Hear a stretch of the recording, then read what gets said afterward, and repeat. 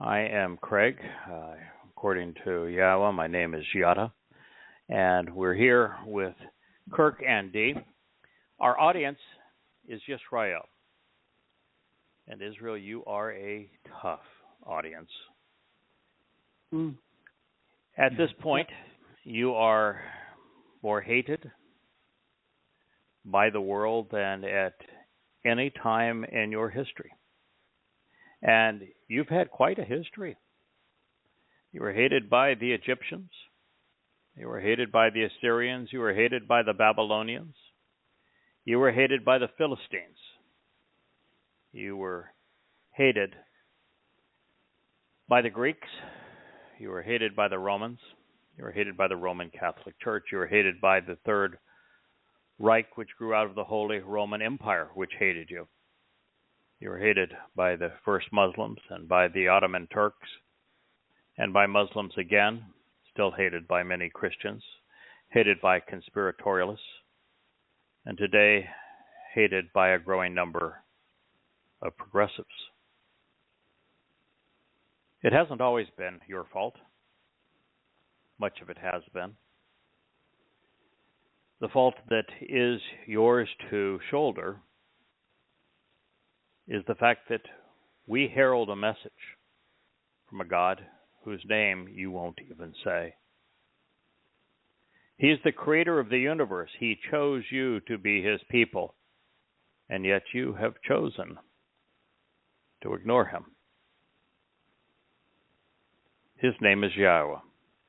My job is to reintroduce you to him before his return, before it is too late for you, before the intensification of the time of Jacob's troubles, when Israel will be dissected at the waist, with the heart of the land of Israel given to Islamic terrorists who will use it to stage what will be the final solution. A war so egregious it will be between 100 and 1,000 times worse than the great massacre and slaughter of October 7th. I've been at this for 23 years. I began to speak on behalf of Yisra'el, to defend Yisra'el, risking my life. I've had over many thousands of death threats, trying to awaken Yisra'el to the threat that is Islamic terrorism, genocide, the death cult of Islam, and then to exposing and condemning the religion that robbed you of your Messiah and the Son of God and your Savior. No, not that Jesus fellow. He was a fable. He never existed. The real Messiah, the real Son of God. You ought to know him. He is the most famous of all Yahud. His name is David. He does not have a star. His actual name is Dowd. It means beloved. He served as the Passover lamb. And yet you, as God's chosen people, have rejected the covenant that he exemplified. You have made a complete mockery of the Mikre, the invitations to be called out and meet with God. The Dowd, your king, the Messiah, fulfilled. There isn't even one among 1,000 Jews that know that Dowd served as the Passover lamb. There's not one in 10,000 that know that Dowd carried the guilt of every covenant member into Sheol on Matsah, depositing it there to perfect the souls of those who choose to be part of God's family. Or that he was the firstborn son because he fulfilled Bikuwrym, which is firstborn children. You are unaware of the harvest that arises next, a harvest that is symbolized by standing grain and of wheats, plural, that is designated by 2 loaves. The only mikre where it is specifically stated that everyone is invited. Shabuw'ah. It is the next harvest on God's calendar. It will commence as the official time of Jacob's troubles, Israel's troubles, where you were assailed and strangled, narrowed, abused, begins 7 years before Yahweh's return. On Shabuw'ah, be May 22nd, 2026. I would invite those of you who are listening to take Yahweh's testimony seriously, to come to embrace him by name, come to understand his great love for his son, your Messiah, our King, Dowd. You can do so by going to YadaYah.com. Yada means to know.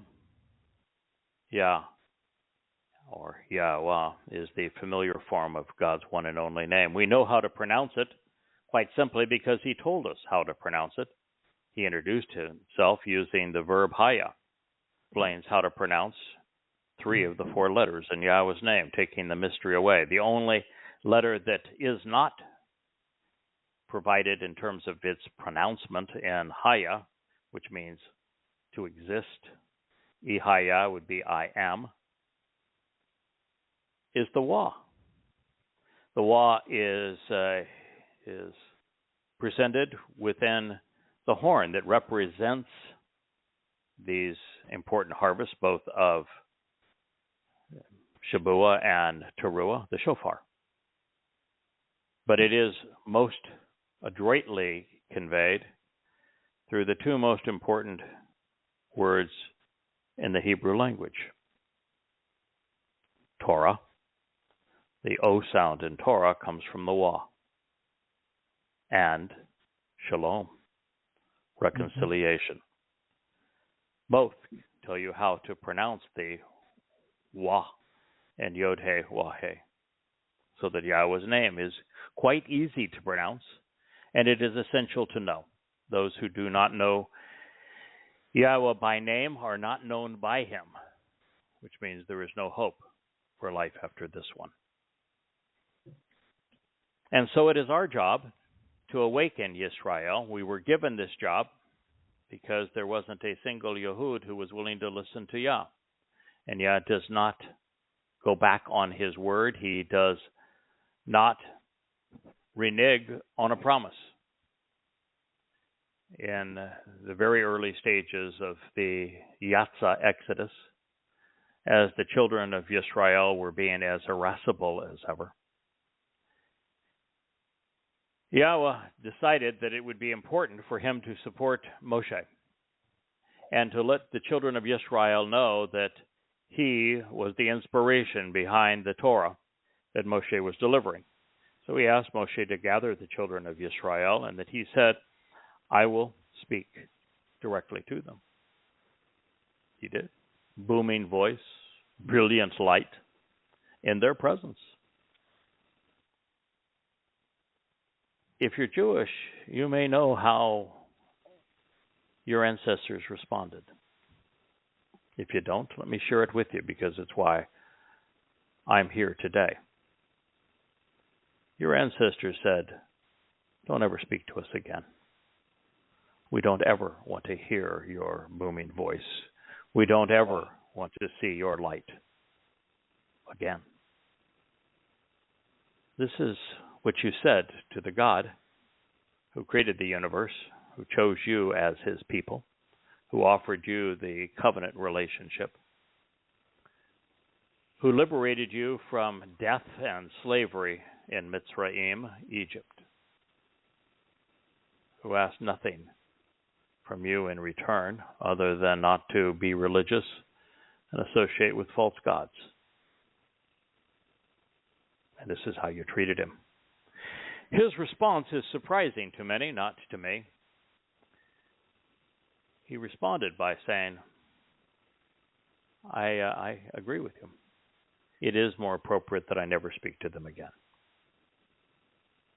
Instead, I will communicate through the likes of Moshe. I will have prophets, and I will speak through them to my people. Less aggravating for me, obviously less aggravating for them. And the great advantage for everyone is that everyone now has the opportunity. You can choose to listen to Yahweh's voice as it is conveyed through the likes of Moshe and the great Dowd, his son, the great prophet Yahshua, for example. You can listen to God speak to you through them, or even listen to him speak to you through me, as I very clearly and completely, as accurately as possible, convey the words that he shared with his prophets in a way that will resonate with those of you who are open and receptive to engaging in a relationship with Yahweh, because he is the only solution. What is coming your way and soon is going to be far more hellacious than what you've experienced over this last year. And the only safe haven is Yahweh.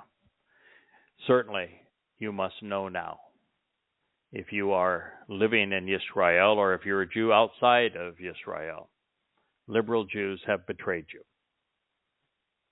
The religious Jews are parasites among you. Your politicians are not the least bit credible. And while the rank and file of the IDF are heroic, the leadership of the IDF despicable. In fact, there was a poll taken of Halevi just this week among reservists, of which about 80% wanted him to resign immediately. They have no confidence in him. And Gallant, the Minister of Defense for Israel, is a rotten, dirty scoundrel. He is a self-serving bastard. And so you have despicable men at the head of the Shin Bet, at the head of the Mossad, at the leadership ranks of the IDF, and despicable men as your political leaders and those vying political leadership in Israel. You are clearly a house divided. You are a tough audience. And because of the fact that Yisra'el said, we don't ever want to hear directly from God again, and the fact that for 2,500 years there wasn't a single Yehud who was interested in knowing Yahweh, who would accept him by name, who would engage in his covenant according to his conditions, who would celebrate the Mikre as they were intended. Because there was none, Yahweh decided that he would communicate to his people, awaken them through a herald, through a voice calling out in this dark time. I am that voice. We left off a week ago at Yow'el 2:15. Now, there's an enormous difference between the job that I am doing and the job that Yow'el did. Yow'el was a prophet. His message is for us today. He literally spoke the words that God conveyed to him. My job is really quite different, and we work as a team. We're part of a covenant family. We are reaching out to you through the YadaYah.com website. I would encourage you to go there. It is a wonderful reflection of God's mission and his message. There are some 33 books on the shelf. There's even now an explanation as to where you should begin. There are all sorts of resources and a community, a very active social media outreach, and all sorts of tools available for you to use, including a calendar that tells you where you have been and where you're going, so that you know your place in God's plan and in time. It's all there for you. Feel free to begin anywhere you would like. But our mission now is to convey what Yahweh communicated through his prophets in a way that resonates with his people today. And it's essential. Because prior to 22 years ago, there was no one listening to Yahweh. No one knew his name. No one knew that his son, Dowd, is the Messiah, is the Son of God, not that imposter. No one knew that he was the returning Messiah. And no one knew that he had volunteered to fulfill Pesach, Matsah, and Bikuwrym. No one knew that he was returning with his father on Yom Kippur. No one knew that we were going full cycle. We were returning to whence we began.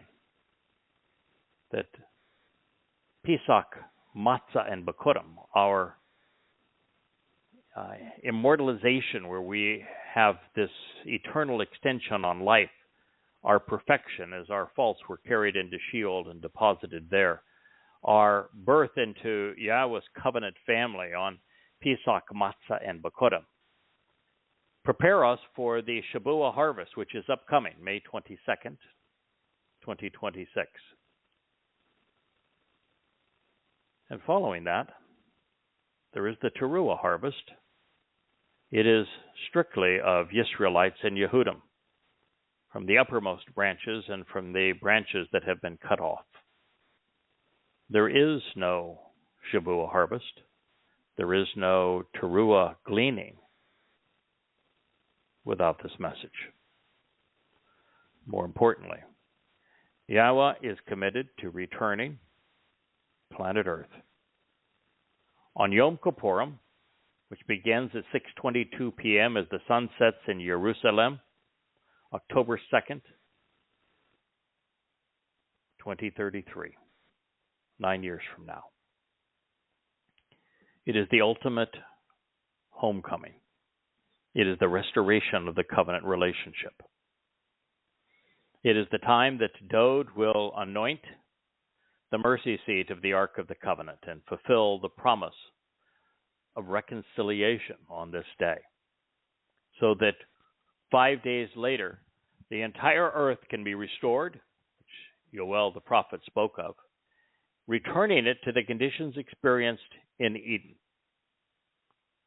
A world without religion, a world without politics, a world without war, a world without deceit and conspiracy and lies, a world where everyone who remains knows and loves Yahweh. We are coming full circle. That is where we are returning. And prior to this mission, it was unknown. And that is what we're sharing with you. And we're going to pick up the story with Yow'el in the second chapter, 15th statement. Sound the shofar. In Zion, among the signs posted along the way. Choose to be set apart and special, dedicated to serve, consecrating a fast, a time of abstaining from what others are consuming. Choose to announce and welcome the invitation to an assembly to meet. The shofar is the symbol that announces the final two harvests. The first is, as I have mentioned, on Shabuw'ah. It is a harvest of all covenant members, whether they be Goyim or Yahwudym, young or old, men or women, Yahwudym or Gentile.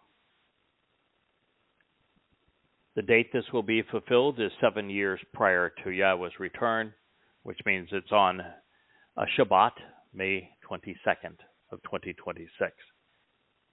It is coterminous with the time that Israel will have its heart ripped out, and that a state of Islamic terror will be carved out. It is the time that the effects of the Torahless one will begin to emerge. It is a time when the anguish that Jews have been experiencing since October 7th will take a dramatic turn for the worse. And so Yahweh is saying, sound the shofar. The shofar was used to signal one of two things: an alarm, an enemy is coming. That would certainly be fitting now, wouldn't it? Yes, sir. Oh, yes. But also to herald the arrival of something wonderful. And that's Yahweh's return. Mm-hmm. And it's imminent. There is a whole host of those who would say, we're not anti-Semitic, we're against Zionists. Well, that would make you against God. Because God is a Zionist. The word isn't spelled with a Z, by the way. It's a Tazdi that begins the word Zion. Tazdi, Yod, Wa, Nun. Zion. The word means signs posted along the way. The signs are comprised of the words of Yahweh. The way is between Dowd's home and Yahweh's on the ridgeline of Moriah.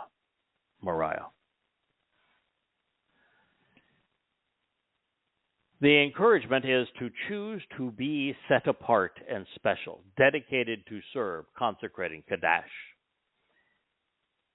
One of the things that is lost by almost everyone outside of this covenant family in the study of Yahweh's revelation to us is the idea of being set apart. It is very often corrupted to the religious concept of holy. Mm-hmm. But holy in Hebrew, it's choli in Hebrew, is a disease. It's a horrible thing. It's deadly. God doesn't want anyone to be diseased. Nobody should be holy. But the idea to be kadosh is how it is written most of the time, is to be unique, to be special, to be uncommon. Well, what's the most common influence among humankind today? Religion and politics. Yeah, religion. Mm-hmm. Second unto it would be politics. So the two most common threads, influences in human society are religion and politics. So you cannot be Kadash, you cannot be special, you cannot be set apart, you cannot be uncommon if you are religious or if you are political or if you are both. Mm-hmm. The only way that you can comply with Yahweh's request is of your own volition to be anti-religious and anti-political, so that you become unique, special, and that disassociated from religion and politics, particularly if you are among those that knows the value of that shofar and the message on those signs that are posted along the way, then you are prepared to serve. Mm-hmm. And there's no time more important than this one. Yes. It's only 9 years left, and 7 months. of those 9 are going to be hellacious. Yes, you and my wife are keeping a calendar, are you not? A countdown calendar. Shabuw'ah, yes. Of how much 20 time months and 3 weeks. Yeah, how much time we have left. And I'm chuckling here for lots of reasons. One is that, as is the case with everything in Judaism, the Jewish calendar is dead wrong. It isn't based on an analytical review of what the Torah says. Instead, it's a review of lunar cycles based upon a number that Maimonides favored due to his affinity with Islam, 19. It has no merit whatsoever. We are in year 5991, 9 years from year 6,000. And that's really important because at the end, the conclusion of the first set of 40 Yow'el, of 50 years of return, of redemption and forgiveness that are symbolic of the Yow'el, where all debts are forgiven, all slaves are freed, and we return to the land. At the end of the first 40 set of 50 years, the covenant was conceived between Yahweh and Abraham. Of course, that also included Sarah and Yishak, and then Jacob and his sons. At the conclusion of the second set of 40 Yow'el, year 33 CE, year 4000 Yah, Dowd arrived for the second time to fulfill Pesach, Matsah, and Bikuwrym, enabling all 5 benefits of the covenant. At the conclusion of the third set of 40 Yow'el, or 50 years, year 6000 Yah, 2033, on our Romanesque calendars, the final 3 Yow'el will be fulfilled: Towrah, Bikuwrym, and Sukkah, with us camping out with Yahweh for 1,000 years thereafter, between year 6,000 and 7,000 Yah. That is the timing. That is also Yahweh's invitation. In this statement, he says, choose to announce and welcome the invitation to an assembly to meet.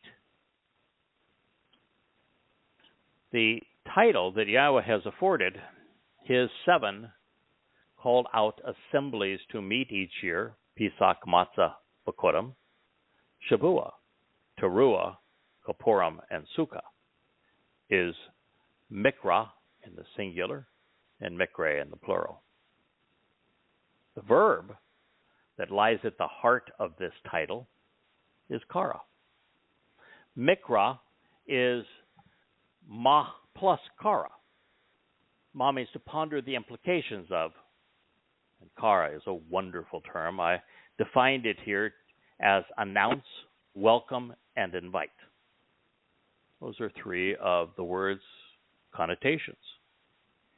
So it means to invite and to summon. It means to call out and meet and to welcome. It also means to pronounce and to read and recite. Powerful term. That's God defining what the purpose is of the 7 Moed Mikre. And in between those words, he has shom, which is abstain from what others are consuming.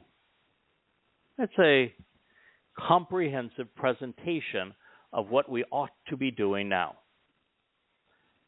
I have favorites when it comes to those who speak for God. You know, I'm most impressed by Moshe, but I'm also intimidated by him in the sense that his character is so exemplary. All of us, almost have to blush in his presence. He just always did the right thing for the right reason. He's he's an extraordinary man. The way that he stood up for his people when he was living in the lap of luxury and still did what no one would do today. He put himself in harm's way to save an innocent man from being beaten to death. Of course, the Jews, being Jews, renounced him for doing so and threatened him rather than accept the favor. And when Yahweh asked Moshe to go back to Mitzrayim to liberate his people, Moshe, of course, said, no, you're at the wrong guy. I've already left that place, man. I ain't going back. And he came up with all manner of excuses, but that's the real reason. No, those people listen, the Egyptians treated me like I was gold, and my own people treated me like I was crap. And you want me to go back to the people that treated me good to liberate the people who treated me badly? Is that really what you're asking? Thanks, but it's a raw deal. Yeah, that's a raw deal. And yet, Yahweh was relentless with Moshe because there really wasn't another option, and he only worked through people. So he cajoled Moshe into the task. And Moshe, once he was in, he was all in, and from that point on, he just was extraordinary, and extraordinary amongst people that no one else in all of human history would have been able to tolerate. The Jews were horrible during the Exodus. And so he is the first of these great men who introduced us to these assemblies to meet. The most important of them, the most brilliant of them, the most articulate of them, the most courageous and compassionate of all men. Another man that would be very difficult to stand next to and not be a bit humbled. Weakness. Yeah, is Dowd. Mm-hmm. Is Dowd. Now, Dowd was flawed where Moshe was not, but he had such passion and conviction that he overcame those flaws. And Yahweh loved him more than anyone else in human history, and so even to be in his presence is going to be quite the experience. But there are other people that we meet along the way that are exceedingly endearing. I personally have a bromance with Yahshua. I love the man's intellect, and when we have a lot of things in common. I love Elia for his sarcasm, sense of humor, his wit. But somebody that has really grown on me is Yow'el, this prophet. Not well known. He's so brilliant. His turn of phrase. And this is the interesting thing about Yahweh, is that when he agreed not to speak directly to his people, but through men like Yow'el, he allows the flavor of their personality, of their attributes and attitude, and what they themselves have come to know, shine through. Yes. So Yahweh's not using them as a dictaphone. He's not using them as a copy machine. He's speaking through them and giving them the opportunity to convey this message in such a way that it remains resolutely true, but has the unique flavor of each prophet's personality. And we see that in this man.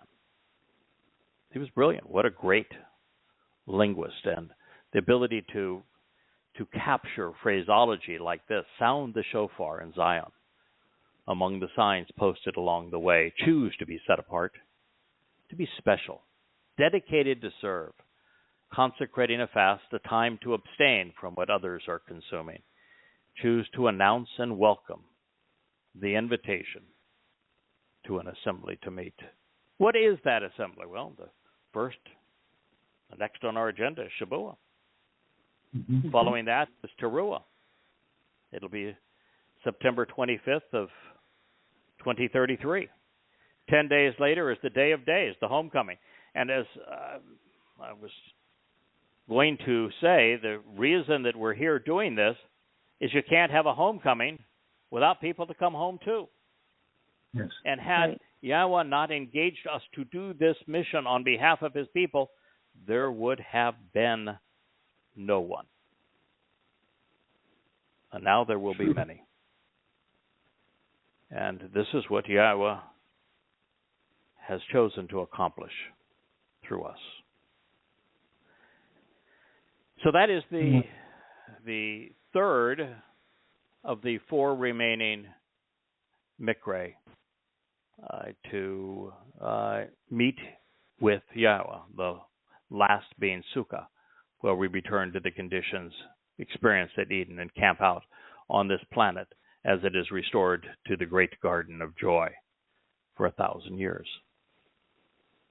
Now, the purpose of this blast is to draw Yisrael's attention to Zion, to the signs that are posted along the way. They explain what Father and Son have done and will do this ridgeline on Mount Moriah on behalf of the covenant family. Currently, there are scars along that ridge line. They are scars that I hope to have the opportunity to obliterate. And given that opportunity, I will do so. If I'm not afforded that opportunity, I can assure you that Dowd will obliterate them. And if not Dowd, then Yahweh. But the Dome of the Rock must go. Alaska Mosque must go. Yes. And Yahweh will replace them by the home for his covenant family. There have been many in Israel these past 2 weeks who are campaigning for the status quo of the Temple Mount such that Muslims can amass there and pray to Satan, and they can advance the agenda of their death cult, but Jews can't go. And that's the status quo, where the Temple Mount, Yahweh's home on earth, has been given over to the most satanic and anti-Semitic religion in the history of humankind, and virtually every politician in Israel thinks that's the right thing to do. Whew. I can tell you with all assurance that when I return with Elia in 2030, Pesach, isn't granted to me the opportunity to destroy it. It will be destroyed 3.5 years later upon Yahweh's return.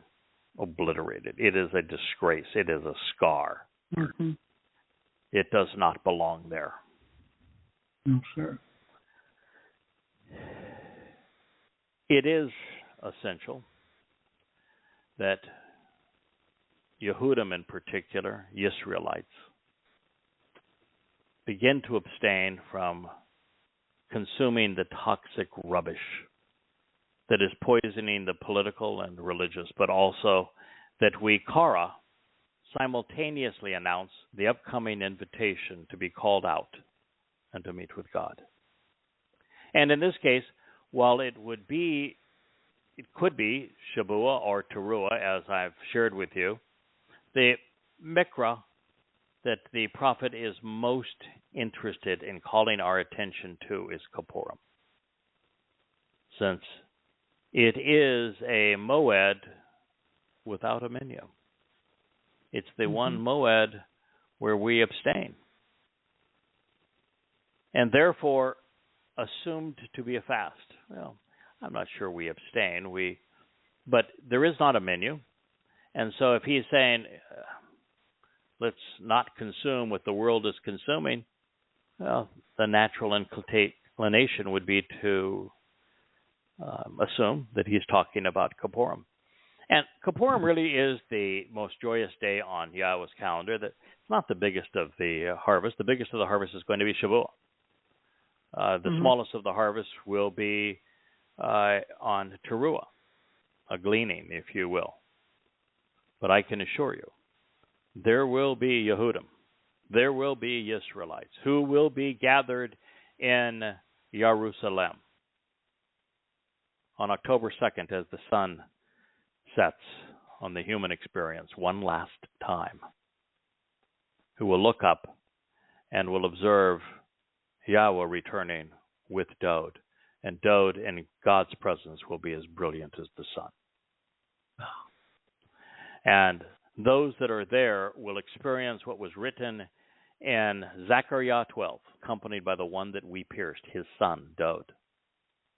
And they will weep for God's firstborn, for all, not only that we put him through, but most importantly, for generation upon generation of Jews denying that he had offered this great sacrifice of life.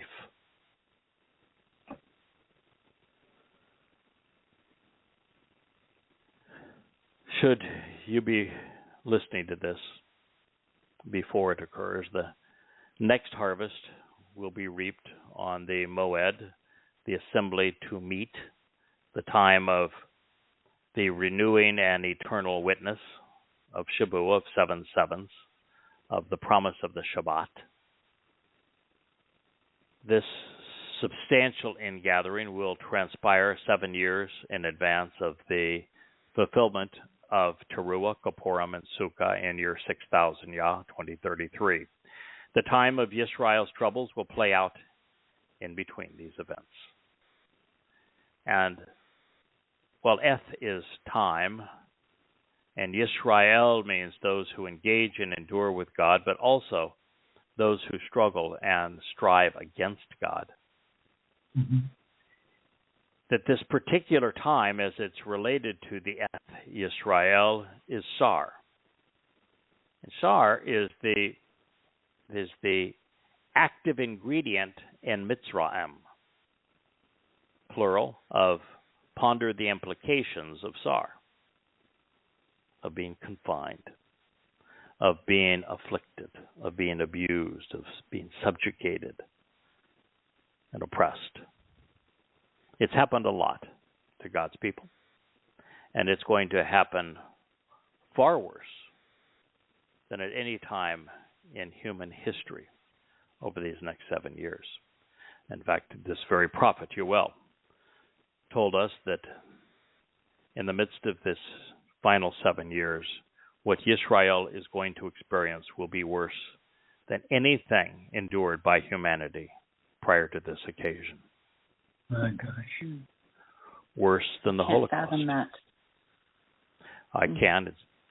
It's inevitable based upon what we're seeing all around us. What we're seeing play out as progressives fan the flames of Islamic rage against Israel, as an entire generation of college-age men and women are dumbed down to the point of grotesque immorality. Mm-hmm. Well, I've shared this information previously since it is vital to Yisrael's survival. The 7 Mikre have been and will be celebrated on the following schedules, and for this reason. The first that was celebrated, Pesach, Passover. It was fulfilled on the 14th of Abib in year 4000 Yah, which was a Thursday and Friday, April 2nd and 3rd in 33 CE. The Messiah and Son of God, Dowd, was brought back to life after 1,000 years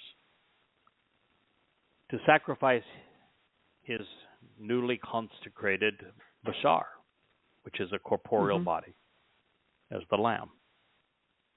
He allowed the Romans, in fact, he even predicted that the Romans would crucify him 500 years before crucifixion existed as a form of torment, of anguish, and 700 years before Rome even existed. And that he would do so to open the door to life. He wrote about this in Mizmor 22 and 88. The eyewitness count of what occurred was scribed by Dowd himself, 1,000 years in advance of him enduring it. It was written in first person. Mm-hmm. The only reasonable and informed conclusion is he wrote about his fulfillment of Pesach, Matsah, and Bikuwrym in first person 1,000 years before he endured this torment, because he was the Passover lamb, because he fulfilled Matsah leading to Bikuwrym. If you don't mind, I have something to add to that. Mm-hmm. If you read along in Shemos 12, where Moseh writes the instructions for how to process the Pesach lamb. And then you read Mizmor 22, you'll see that Dowd actually describes what the parts that Moseh asked us to set into the bowl to be burned are feeling. It's actually stunning to read them together side by side and realize Dowd is pointing even back to the Torah, that he is the lamb.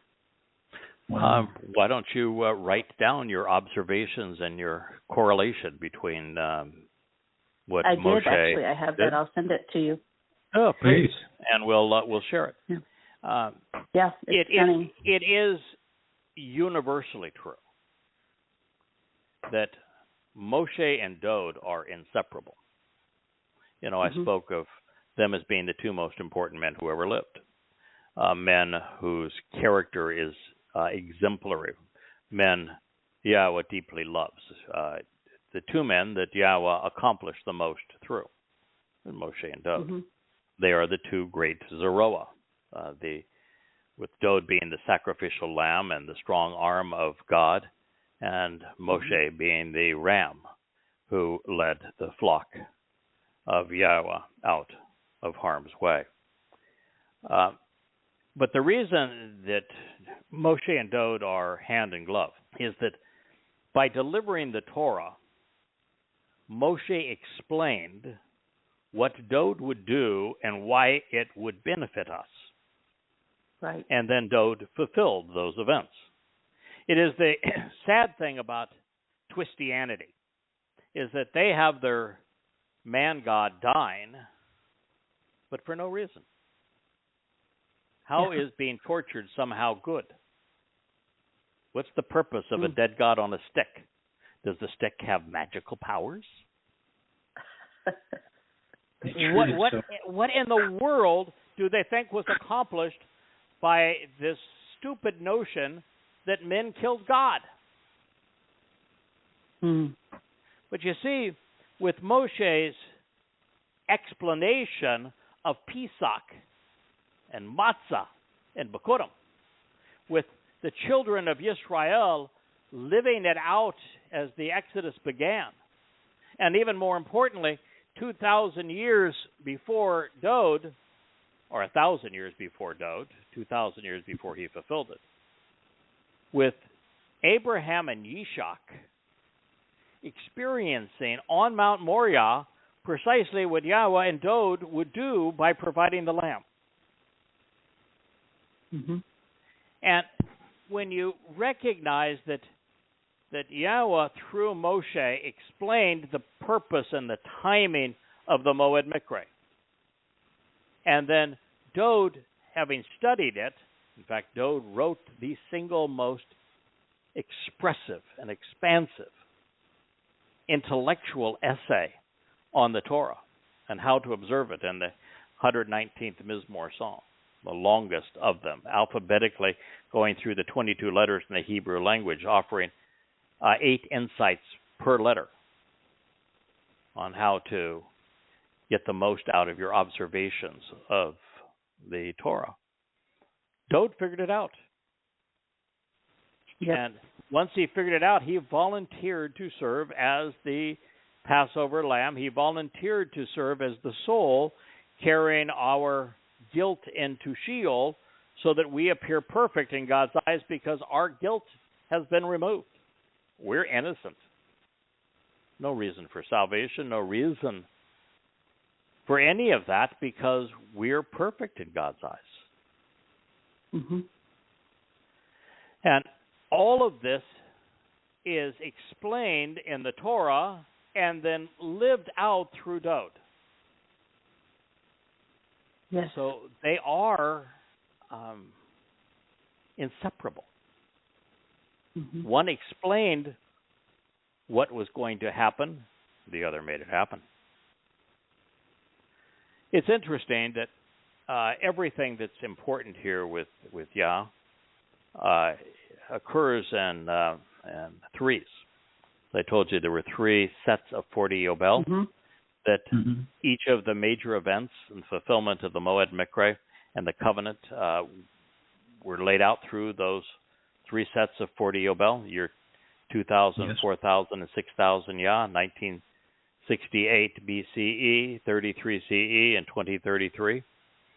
On our calendar, well, there's also 3 Zerah. 2 mighty Zerah. The Zerah that told us what God was going to do, when he was going to do it, why he was going to do it, and how this mattered to us, and who issued the invitations for us to capitalize on Pesach, Matsah, Bikuwrym, Shabuw'ah, Towrah, Bikuwrym, and Sukkah. There is the Zerah who was the strong arm of God, the Zerah who served as the sacrificial lamb, who fulfilled and honored God's promises, delivering the benefits of the covenant, and who will return to fulfill Bikuwrym and Sukkah as our king in year 6,000 Yah. This is Dowd. He is the mightiest of the Zerah. But there is a third. Because even though Moshe explained these things, there's not, well, until fairly recently, there wasn't a single Jew on the planet who understood what Moshe had invited us to participate in relative to the Mikra. Not a single Yahwudym on earth understood the correlation between the Bereth covenant and these Mikra invitations to be called out and meet with God. And yet, one without the other is useless. You need both. And because of the fact that religious Jews have plastered over the Torah with their Talmud and have corrupted Yahweh's covenant and Mikra to the point that it's no longer comprehensible. It's gibberish. Somebody had to reintroduce God's intent and purpose and timing to God's people. But more than this, the single greatest discovery in human history relative to eternal life and to God is the realization that God's Son, the Messiah, Dowd, served to fulfill, volunteered to fulfill, came back to honor the promises and endure the sacrifices of Pesach and Matsah leading to Bikuwrym. There wasn't anyone, Jew or Goyim, who knew this prior to a few years ago when we discovered it and are now sharing it. And so God would need a third Zerah to awaken his people. Because what Moshe said has no value unless somebody explains it to Yisra'el. What Dowd did has no value unless somebody awakens Yisra'el to the fact that he served to fulfill the first 3 Moed Mikra and what that means to us as it relates to becoming immortal, being perfected, being adopted into the covenant family of the creator of the universe, of Yahweh, of being enriched and empowered by him. If those things aren't known, there is no fulfillment of Shabuw'ah. There is no fulfillment of Towrah. There is no homecoming on Bikuwrym. There's no celebration of a return to Eden on Sukkah. The entire human experience is for naught. So God would deploy a third Zerah. This one had the responsibility of sowing the seeds which would take root and grow.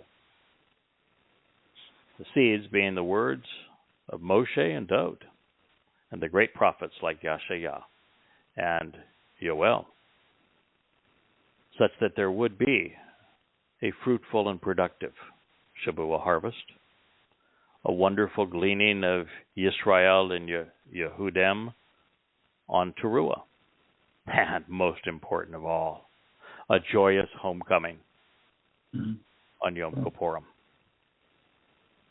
so that Yahweh is pleased with the quality of those he gets to spend eternity with. Come Sukkah. That is why we're here. That is why we represent this shofar. We are the voice calling out. We are the herald of this king.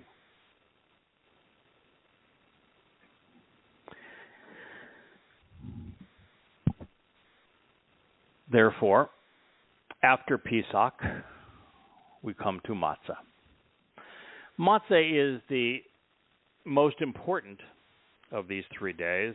Religious Jews have really screwed this up brutally. They make Passover a 7-day holiday, and matzah is simply an ingredient to be consumed during Passover. It's not that way at all. The overriding important day is matzah.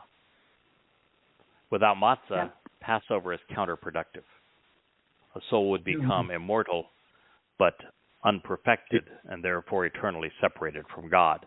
That means an eternity in Sheol. And matzah also includes Bikuwrym, which is the adoption into the covenant family. And so matzah is the key day. Matzah is the ultimate sacrifice that was made by Dowd, because after his corporeal body was bludgeoned by the Romans and was mutilated and discarded, having fulfilled its purpose and then incinerated, Dowd's nephesh soul carried our guilt into Sheol. He deposited it there, never to be seen again. He endured the 2 most hellish days in human existence, all because there would be an eternal celebration of the 3rd day of Bikuwrym, of firstborn children. And forevermore, everyone who is part of the covenant family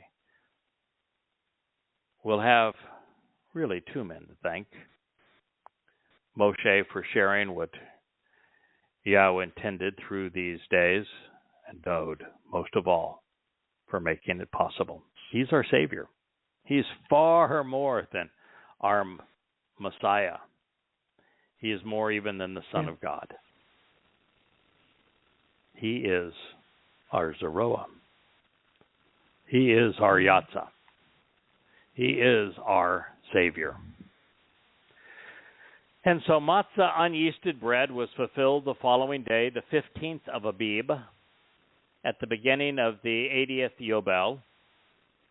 This was the Shabbat of a Friday, April 2nd at sunset,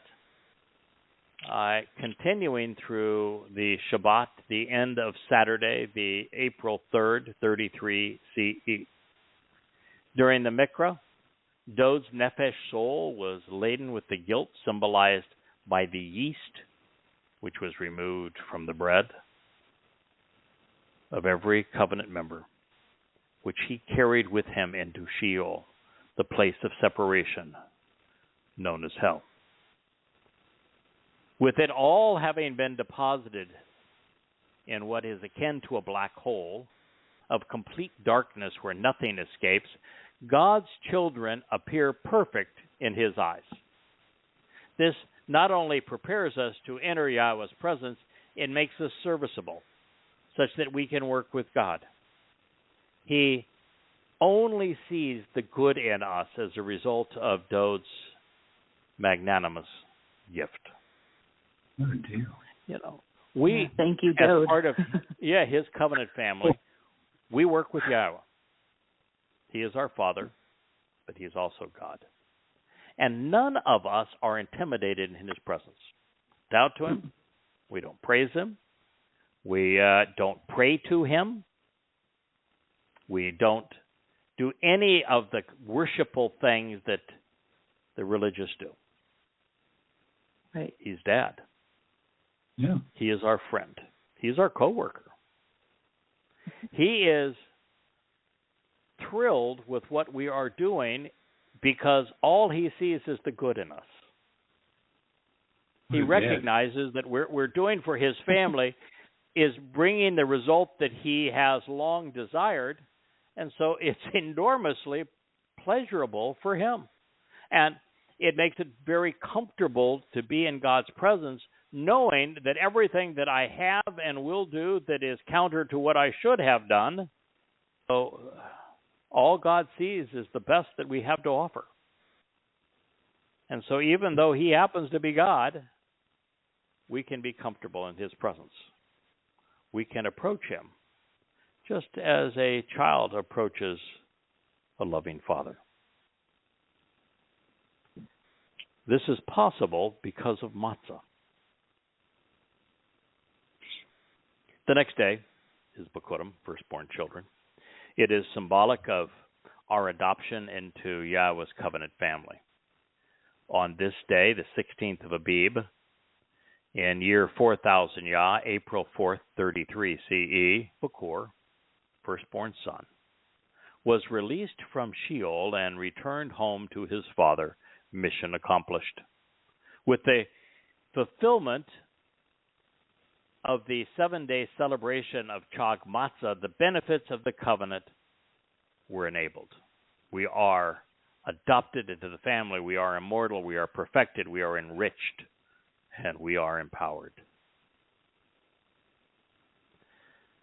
This makes it possible for us to blow the shofar and to sow the seeds that will produce the harvest of standing grain, both prominent and mature, representing the covenant family, also occurring on a Shabbat commencing at sunset, May 22nd, 2026. Consider this your invitation, one announced by the shofar and the publication of Yada Yahowah. Oh, good, Yada. Yeah, those who would avail themselves of this harvest are rewarded with an express ticket to Shamayim, heaven. And while they avoid being caught up in the time of Yaakov's troubles, that is a huge benefit, because as bad as it is now, and it's tough to watch the news now, it's going to get geometrically worse, beginning in 2 years and running the 7 years after that. So the Shabuw'ah harvest is of Goyim and of Yahwudym. It is was introduced by Moshe as a festival feast where everyone was invited, whether they be Goy or Yisra'el, whether they be young or old, men or women, whether they be even part of the covenant.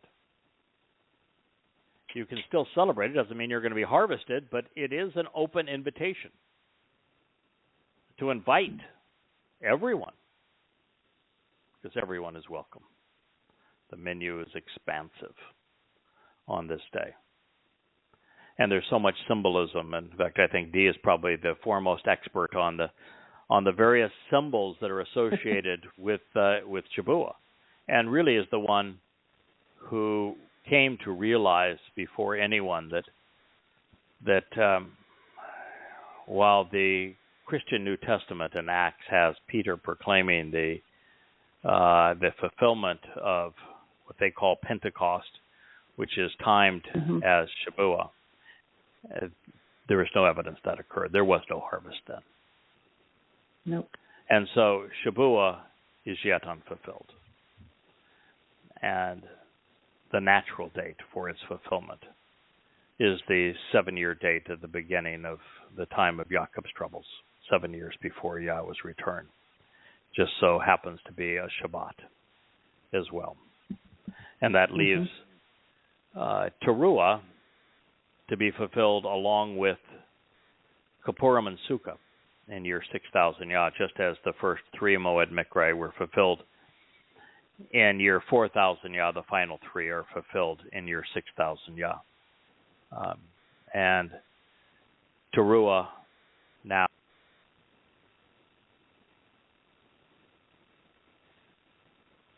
Oh, no. Did we lose him? I think so. We just hold on just a minute. Let's see if he comes back to the microphone. Okay.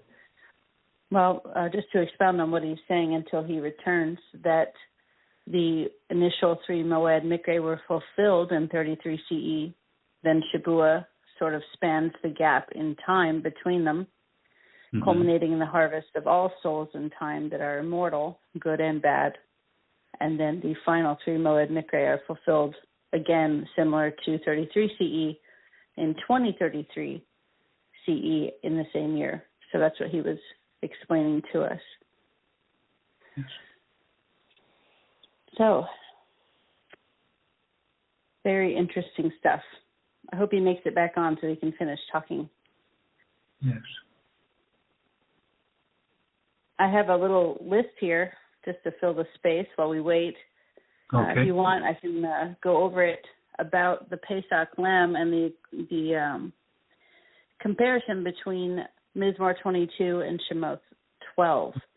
Please so do. Each piece of offal, which in my opinion, could be equated to a physical or mental process that a man would use improperly at one point or another in his life.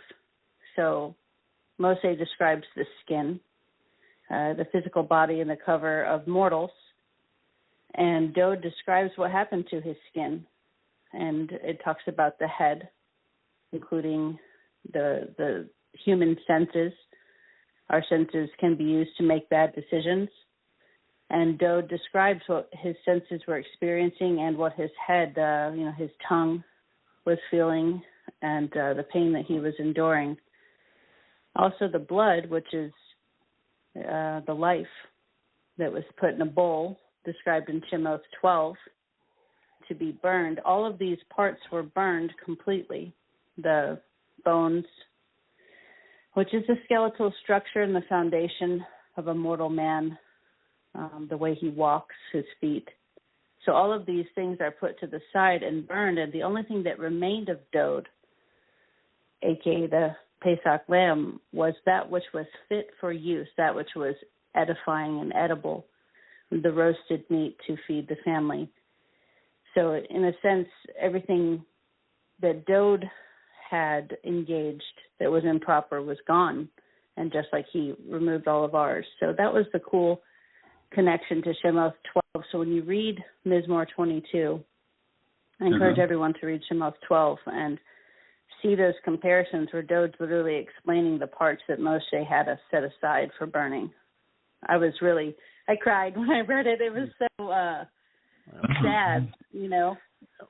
And the beauty of the whole thing, I think we're back connected again, is that rather than the idiocy of a bodily resurrection, which would be counterproductive.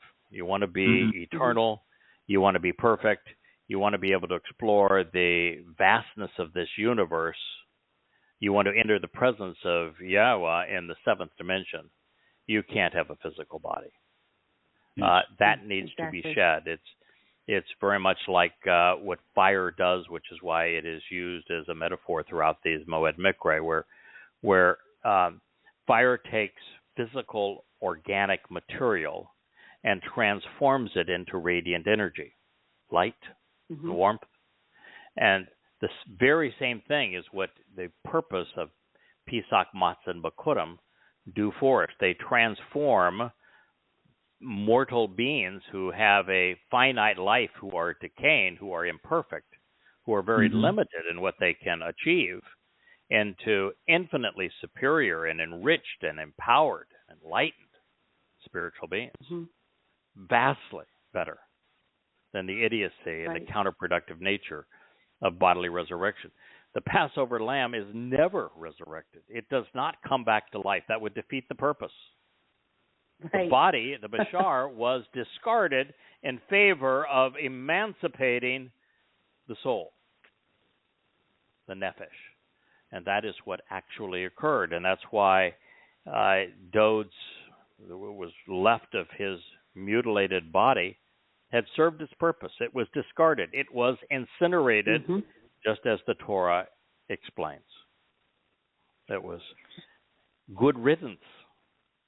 The exact opposite of bodily resurrection, which is a plague on Judaism, on Islam, and on Christianity. The next harvest. Go ahead, That's right. Kirk. I was just going to say, you explained that the first time I read Yada Yahowah, that goes back, 17 years now. Yeah. You explained all that, and all of a sudden, for the first time, it just, everything fit. You know, that because you can't go in different dimensions. Come on, it's not be ridiculous. Your body couldn't do it. You can't deal with anything beyond. We have suits to get to the moon, you know, and you can't stay there very long. So everything was just like this. Oh, okay, well, that's the way it works. And then it's funny how there's so many things in Yada Yahowah that you wrote and picked up on. And this revelation, to me, is a revelation. This thing after this, after this, after this, and all of a sudden you start connecting the dots and you say, wow, that makes absolute sense. This is the most logical approach to life. I was reading a letter that our webmaster, David, wrote today about his journey with us. And, you know, we are really gifted. The Yada Yahowah website is a treasure. It is exceedingly well laid out and just a tremendous resource. If you're listening to this program, please go to YadaYah.com. He's proud of it. I'm proud of it. We're all proud of, and I won't call it his website, even though he built it for us, but it's our website. It's part of the Covenant family, and he would call it that as well.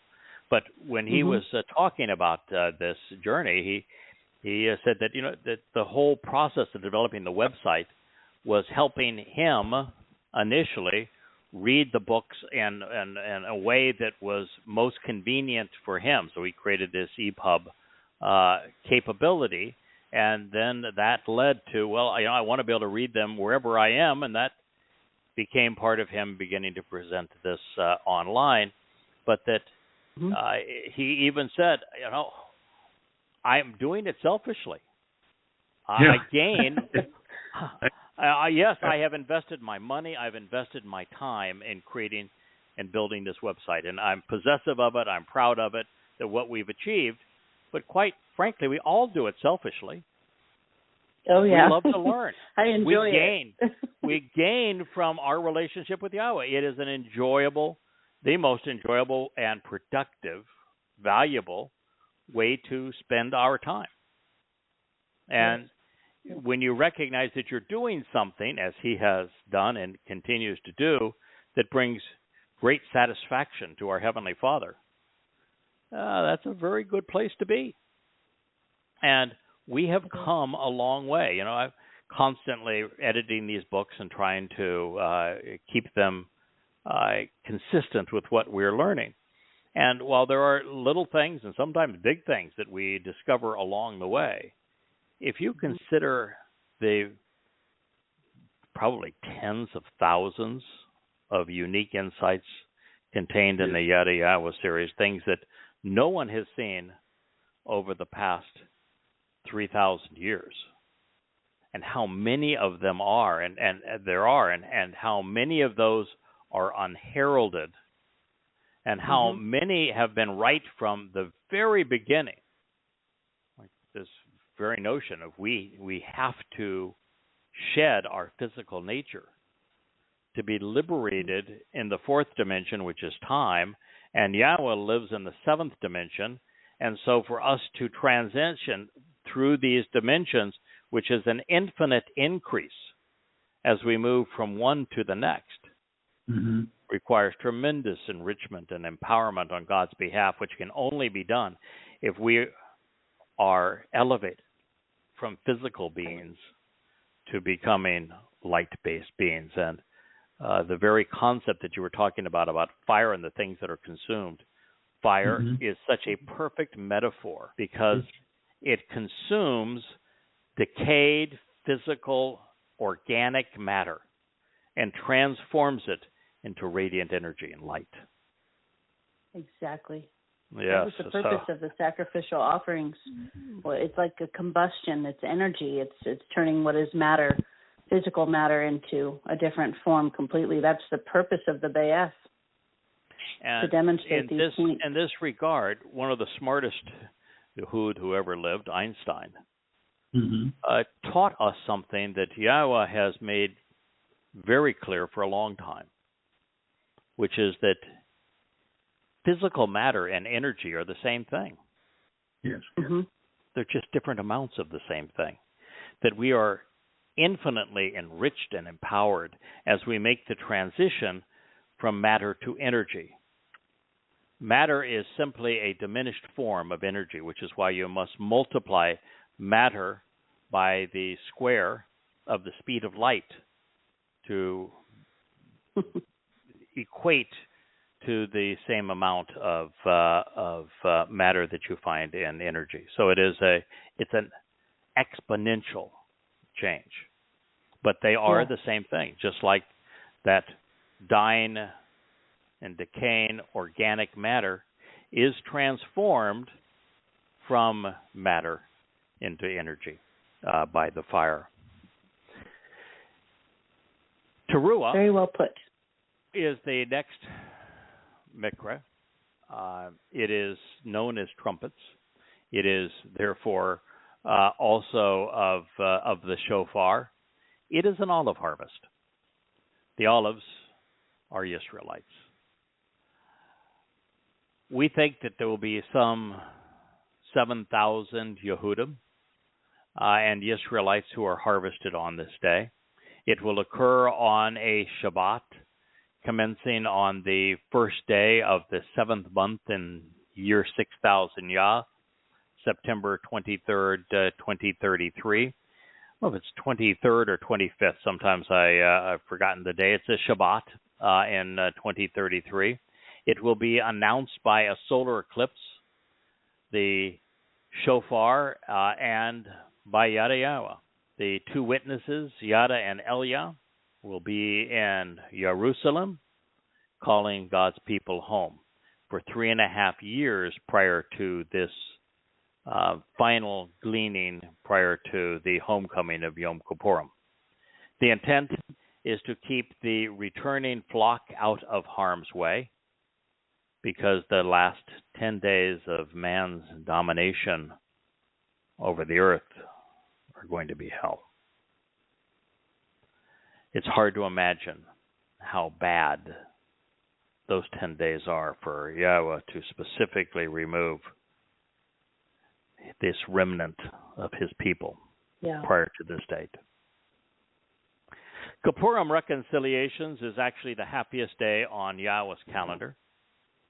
It is the final gleaning. On this day, there will be 7,000 Yahwudym who will be gathered in Jerusalem, awaiting Dowd's arrival with Yahweh. If you want to know how that is going to transpire, read Yirmiyah 31 and read Zechariah 12. They are brilliantly descriptive of this event. If you want to know what's going to happen, read the story earlier in Zechariah as he explains how Dowd is going to serve as the high priest to anoint the Kippurim. And then read in the Torah on what happens on Yom Kippurim, which is where Aaron, because he was a screw-up, his participation in creating the golden calf was abysmal, and he at times gave Moshe a difficult time. He, to serve in the role that he was serving, needed atonement even for himself. And so Yahweh said, there's going to be the blood of a bull and that of a scapegoat, of a goat, to be sprinkled on the seat of the Kippurim, the mercy seat, to which Kippurim is based on the same verb that underlines Kippurim, which is the plural, which speaks of reconciliation.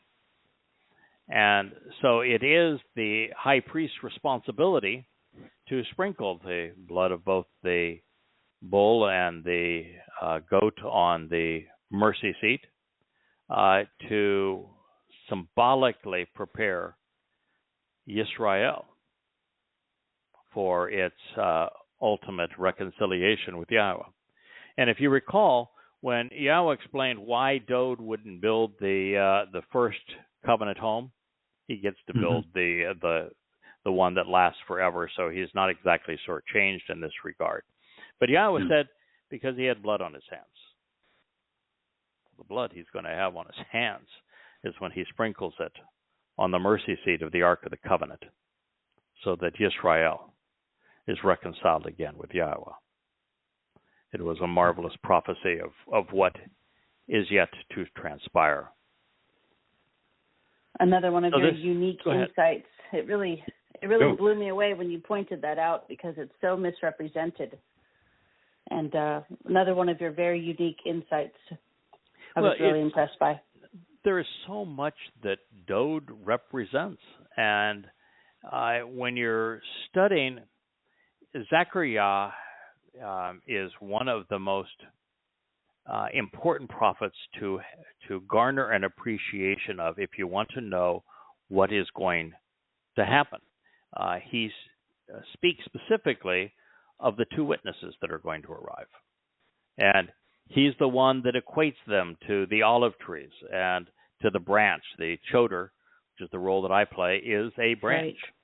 Right. And speaks of them as it relates to the Menorah, which has the 7, not 9, 7 candlesticks, each one representing one of the Moed Mikra. It's when you go to YadaYah.com, Jackie created this beautiful animation of the Menorah and shows each candle and what it represents as it relates to the Moed Mikra and the progression that we have through this light to coming to know Yahweh, and how even that Menorah is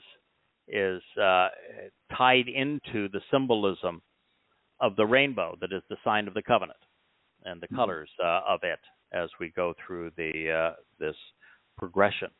And there's a tie-in to not only to the two witnesses, but also to Moshe and Dowd and the third Zeroah as it relates to this Menorah. And it is Zechariah who explains this to us and the role that these individuals play. And then he introduces us to the fact that there is no one to serve as the high priest, because the Israelites are way too sullied. And so there's someone who is dressed as the high priest. And it speaks of clothing this individual to serve in that role.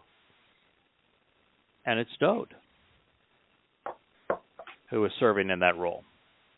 And he's the one who fulfills the Moed Mikra. He fulfills this one at the first mission of this day, and it brings back the object of the Exodus, of the covenant, of the Ark of the Covenant, and how it holds the original, well, actually the replacement tablets, because Moshe was not happy when he returned to his people, because they were already being religious, so he had to have a second set made. Yeah. But he did. You can see that Yahweh did not get upset with Moshe for chunking them, because it was understandable under the circumstances. God does not does not get upset with us when we are angry, when our anger is righteous indignation, as it was in this case. But also, beside that Ark of the Covenant is the original autograph of the Torah, the very one that Yahweh had Moshe write for us. It's been preserved there. It is currently in Yirmiyah's grotto, underneath the very place where Dowd fulfilled the Pesach sacrifice, and it is going to be lifted up, and it's going to be one of the signs that Yahweh uses to draw his people home, that the two witnesses will speak to. At the same time, Yahweh is taking what we collectively have written and these now really profoundly moving videos that our team, Dee, Molly, and my wife in particular, Leah, have produced, that are on not only on YouTube but also on Rumble And now this program is being simulcast on full array of other sites because of what we've done recently in conjunction with Apple, and not just Apple. I'm sorry, with Amazon. Yeah. So there are so many ways that we've communicated the message, and Yahweh is going to lift that up as a sign. Yada Yahowah as a sign to call his people home during this final gleaning of Towrah and the homecoming on Yom Kippurim. So Yom Kippurim is the day of reconciliations. We're going to go just briefly past this 90-minute period. As we do so, I want to, and we're still going to talk about Sukkah here in this program. But what I want to share is what we're going to do going forward so no one is surprised. This program is going to come to a conclusion in a matter of minutes. I'm going to refrain from doing 2-hour shows. It is very difficult on the various platforms that this program is being posted to have that long a program, and it's just not conducive to the format that is that we have to reach out to Yisra'el. So we're going to do hour shows and rather than 2-hour shows, and we're going to gradually wean this one down to 90 minutes and then to an hour, and then we're going to do a second show each week. So there will be 2 of these, and it's much more effective in terms of the various ways that the programs can be broadcast and reach out to God's people. So as we finish this presentation on Kippurim, it is going to be Yada and Elia that are among those who encourage and prepare Yisra'el so that they're ready to populate the millennial Shabbat. This is the final remnant of those of God's people who are called home. It is the ultimate homecoming celebration. It is commiserate with Yahweh's return with his beloved son, Dowd, who at the time, as I've shared, will anoint the mercy seat, the Kapporah of the Ark of the Covenant, consistent with the Torah's instructions. This is the final opportunity, because judgment will commence immediately thereafter. All the while, father and son will be celebrating the ultimate family reunion as God restores the earth to the conditions experienced at Eden. This is something that we figured out almost 20 years ago. And it became obvious that we were told the Eden story because God wants to return humankind back to those conditions.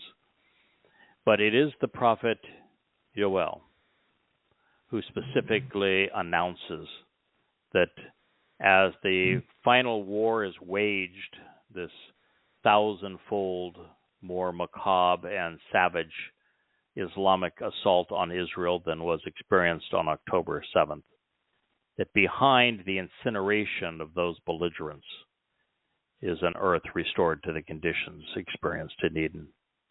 And that brings us to Sukkah, this destination. Everything with Yahweh is 6 plus 1.